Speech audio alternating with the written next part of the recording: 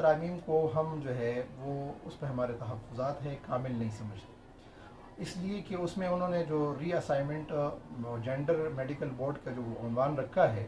یہ عنوان بالکل درست نہیں ہے، کیونکہ شریعت میں یہ تو جائز ہے کہ اگر ایک مرد ایک پیدا ہوا ہے اور اس کے تولیدی اعضاء ناقص ہے جس کی وجہ سے وہ خنثی وغیرہ کی اس میں رہ رہے، یا ایک عورت ہے اور وہ ناقص ہے، تو اس کی تکمیل کے لیے تو یہ جائز ہے کہ وہ اپنے آپریشن کروائے یا اس کے جو ہارمونز کا علاج ہو وہ کروا دیا جائے، لیکن اس کو ایک کامل مرد بنا دیا جائے یا کامل عورت بنا دیا جائے، یہ تو جائز ہے شریعت میں۔ اس کو کہتے ہیں تصحیح الجنس، یعنی جنس کو مکمل کرنا، صحیح کرنا، یا تکمیل الجنس کہتے ہیں۔ اب مسئلہ یہ ہے کہ فی نفسی ہی معاشرے میں جو انٹرسیکس ہے، یعنی جو خنثی حضرات ہے جو معاشرے میں تولیدی اعضاء کے حوالے سے ناقص پیدا ہوئے ہیں، وہ اللہ کی جانب سے ایک آزمائش میں ہے، لیکن وہ ایک انسان ہے اور اولاد آدم ہے، ہماری بیٹے بھائی وغیرہ ہے،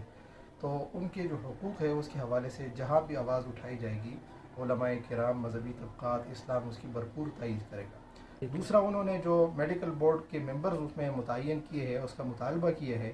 تو سائیکالوجسٹ کو انہوں نے تو مطالبہ کیا ہے، لیکن سائیکیٹرسٹ اس میں مسنگ ہے۔ حالانکہ ہارمونز کے ڈس آرڈر کی وجہ سے اس کو دوائیوں کی ضرورت ہے، کاؤنسلنگ وغیرہ سے اس کا علاج نہیں ہوتا ہے۔ اسی طرح اس میں ایک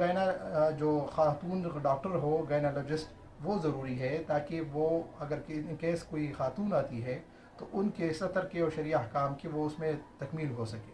تو یہ بھی اس میں مسنگ ہے۔ اس طرح یہ سیکس کا ہی وہ تقسیم ہے کہ بھئی سیکس اگر اس کی مرد کی ہے تو مرد ہے، اگر عورت کی ہے تو عورت ہے، لہٰذا اس کو یہ کہنا کہ بھئی اگر وہ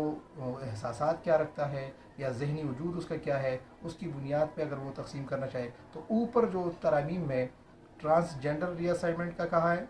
یعنی ری اسائنمنٹ جینڈر، اور نیچے جو ہے انٹرسیکس کی سرجری کے حوالے سے انہوں نے ممانعات کا جو مطالبہ کیا ہے، یہ گویا کہ اس تقسیم کو قبول کرنا ہے، اور یہ تقسیم جو ہے شریعت میں ہمارے نزدیک قابل قبول نہیں ہے۔ یہ واقعتاً بیماری ہیں، جیسے کہ کوئی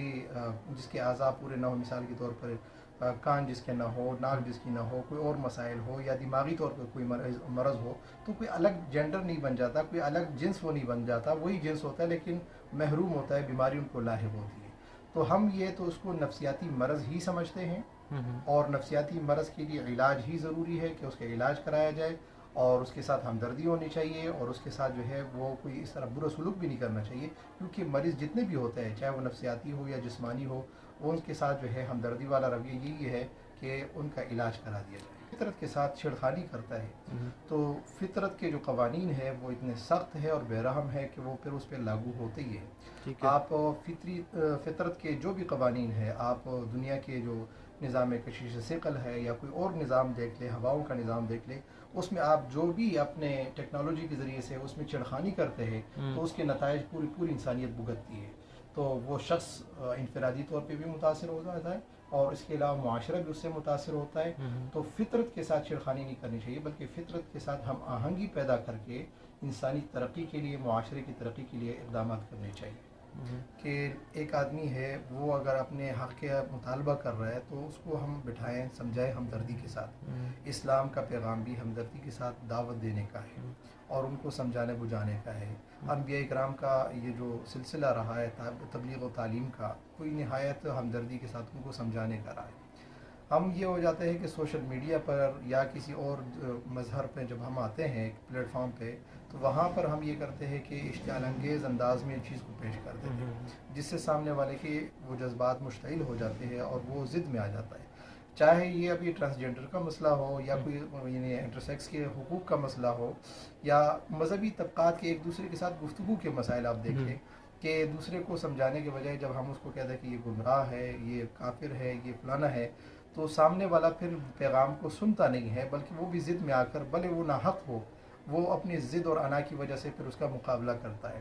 تو ہمدردی کے ساتھ، موعظت حسنہ کے ساتھ دعوت و تبلیغ کا کام اگر جاری رکھیں گے اور ان کو سمجھائیں گے ہمدردی کے ساتھ، تو انشاءاللہ تعالیٰ وہ بھی اس مسئلے کو خوب سمجھیں گے۔ بہت بہت شکریہ، تھینک یو۔ یہ